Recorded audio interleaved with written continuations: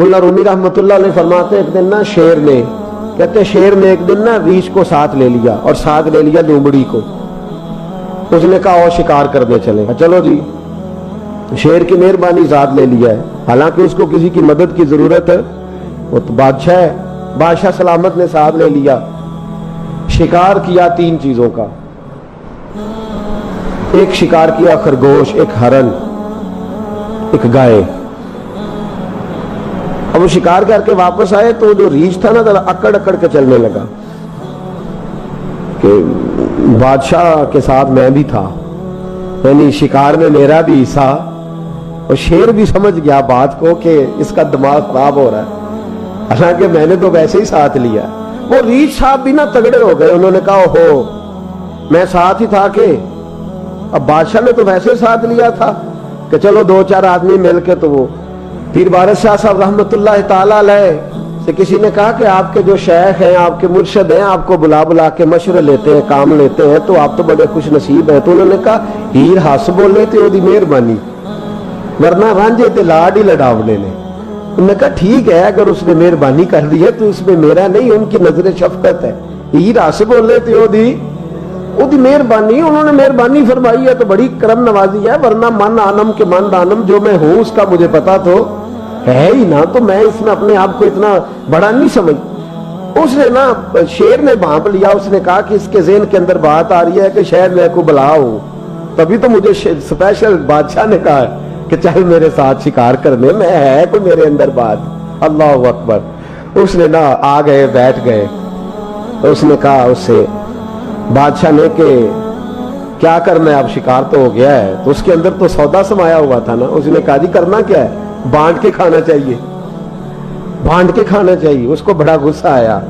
اس نے کہا اچھا تو مجھے کمزور سمجھتا ہے، میں جو چاہتا تھا کر سکتا تھا، میں نے تو عذرائے محبت تجھے عزت دی، ساتھ لے لی اور تو بن کے ہی بیٹھ گیا ہے. اس نے کہا اچھا بانٹ کے کھانا چاہیے. کہا بالکل. کہا چلو بانٹو. پھر کیسے بانٹنا ہے؟ ہرن کا اور بکرے کا گوشت ایک جیسا ہوتا ہے، بلکہ ہرن کا زیادہ مہنگا ہوتا ہے، لذیذ ہوتا ہے. اب اس نے تقسیم کیسی کی؟ ریچھ نے چلاکی کرنی چاہیے. کہنے لگا جی تقسیم سیدھی سی ہے، آپ بڑے ہیں، گائے آپ کی. 3 جانوروں کا شکار ہوا نا، گائے، ہرن اور خرگوش. کہنے لگا آپ بڑے ہیں، گائے آپ کی، میں درمیانہ ہوں تو ہرن میرا، اور لومڑی چھوٹی ہے تو خرگوش لومڑی کا. اس نے کہا تیرا بھلا ہو جائے، کیسی تم نے تقسیم کی ہے. اس نے مارا پنجا اور ریچھ کو بھی مار دیا. اس نے کہا تو عجیب آدمی ہے بھائی، تجھے تو ذرا موقع دیا ہے تو تو نے ہاتھ ہی وہاں ڈال لیا ہے جہاں بالکل تیرا بنتا ہی نہیں تھا. اللہ اکبر. اس نے کہا اچھا مر گیا. اب لومڑی بھی سنبھل کے بیٹھ گئی. لومڑی ذرا تیز ہے، چلاک ہے. تو ملا رومی علیہ رحمہ کہتے ہیں، اور شیر کہنے لگا لومڑی سے چل تو تقسیم کر، تو تقسیم کر کیا کرنا چاہیے. تو کہنے لگی بادشاہ سلامت تقسیم بڑی سادی سی ہے، سویرے ناشتہ خرگوش کا کرے، دوپہر کو آپ جب کھانا کھانے لگے تو ہرن تناول فرمائیں، اور شام کو ذرا آپ زیادہ کھاتے ہیں تو آپ گائے کھائیں. یہی تقسیم ہے. بڑا راضی ہوا شیر. اس نے کہا تو نے یہ تقسیم بڑی اچھی کی ہے، یہ کہاں سے سیکھی ہے؟ کہنے لگی ریچھ کی موت سے سیکھی ہے. ابھی مرا ہے نا میرے سامنے، اس کی موت سے میں نے سیکھی ہے، اس لیے کہ اگر یہ تقسیم نہ کی تو مر میں بھی جاؤں گی. بات تو تفنن کی ہے، ظرافت کی ہے. لیکن ملا رومی کیا فرماتے ہیں؟ وہ فرماتے ہیں دوسروں کی موت سے ہی سیکھ جا. حضرت عمر کا وصال ہوا، قبر پہ مٹی ڈالی جا رہی تھی. حضرت ابو درداء نے نا یہ مٹی پکڑی ہوئی ہے، تو ایک ایک چلو کر کے مٹی ڈالتے ہیں نا، پہلے 3 چلو ڈالتے ہیں کہ چلو ہمارا بھی اس نیکی میں حصہ ہو جائے. تو مٹی ڈالنے کے لیے نا مٹی پکڑی ہوئی تھی. توجہ ہے آپ کی میری بات پر؟ تو اس مٹی کو لے کر کے جا رہے تھے حضرت ابو درداء. مٹی لے کے جاتے حضرت سیدنا ابو درداء حضرت عمر کی قبر پر ڈالنے کے لیے، یہ پکڑی ہاتھ میں، مٹی ڈالنے کا ارادہ کرتے تو واپس آ جاتے، پھر جاتے تو واپس آ جاتے، پھر جاتے. لوگوں نے کہا ابو درداء ڈالتے کیوں نہیں؟ تو آنکھوں میں آنسو آ گئے، رو پڑے. کہنے لگے عزت کے اس کوہ گراں پہ مٹی ڈال دوں، وقار کے اس بادشاہ پہ مٹی ڈال دوں؟ فرمانے لگے شہنشاہ کردار پر اس پر مٹی ڈال دوں. اور پھر وہ مٹی پکڑی اور اپنے سر پہ ڈال لی. فرمانے لگے उमर तू मट्टी के काबिल नहीं, मट्टी के काबिल तो मैं हूं, मैं था जिस पर मट्टी पड़नी चाहिए थी। और आप फरमाने लगे लोगों सुन लो, अगर उमर जैसे तकवे के बादशाह भी रब ने इस जमीन से उठा लिए तो हम भी बचेंगे नहीं, हमने भी अल्लाह की बारगाह में जाना है। अगर इतने इतने पाकबाज लोग, अगर नेकी ही दुनिया में रहने का सबब होती तो ये पाक लोग हमेशा दुनिया में रहते। फरमाया अगर ये चले गए तो चले, हमने भी जाना है। हजरत खजर अलैहिस्सलाम आए, कहने लगे हुजूर, शेख अब्दुल कादिर जिलानी से कहने लगे आप दुआ न करें, मैं पैगाम लेके आया हूँ, इसके नसीब में ही औलाद नहीं, न करें दुआ। ने कर दी पर यहाँ तो है ही नहीं।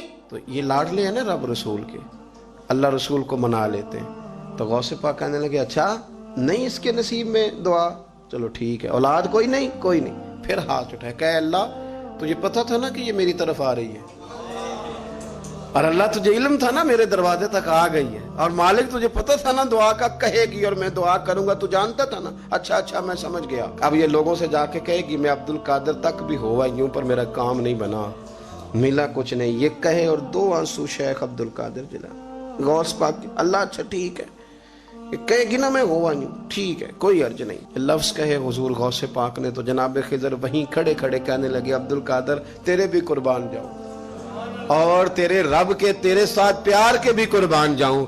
रब फरमाता है बोलिए कितने बेटे चाहिए बीबी को, आप कीजिए बात। तो गौस पाक फरमाने लगे चूंकि मेरे घर आई है तो रब से फरमाए 7 बेटे तो अता कर देना। ओ भाई इतनी सी बात नहीं लोगों की समझ में आती कि मेरा कोई लाडला प्यार वाला हो तो मैं मान जाता हूं, तो जो रब रसूल के लाडले वो जब बात करते हैं तो अल्लाह रसूल भी मान जाते हैं। भाई इतनी सी बात है। एक शख्स ने आके कहा हुजूर मेरा वालिद इंतकाल कर गया, रात ख्वाब में देखा बड़े अजाब में। लोग बड़े परेशान होते हैं इन बातों पे बड़े, लेकिन मैं बड़े दलाइल कायम कर सकता हूँ। हाँ हमें क्या मलांग समझते हैं कि हम जो बात करेंगे बगैर दलील के करेंगे? बैठ के लोग कहानियां सुना रहे हैं कि जनाब गौस पाक ऐसे कर सकते थे, ये कैसे हो सकता है। तो जो कहानी तुम सुना रही हो तो काफिर भी सुना रहा है। वो कहता है अगर तुम्हारा रब सारा कुछ कर सकता है माज़अल्लाह तो फिर उसे कहो फलाना काम करे, इसका क्या जवाब है तुम्हारे पास? बड़ी बड़ी अजीब लोग कहानियां करते हैं और शर्म नहीं आती अल्लाह वालों के बारे में, इतनी कच्ची और गलीज जुबान इस्तेमाल करते। और मुझे कहने वालों पर इतना शिकवा नहीं जितना सुनने वालों में शिकवा। ऐसे लोगों को सुनते हो जो तौहीन करते हैं रब करीम के बंदों की।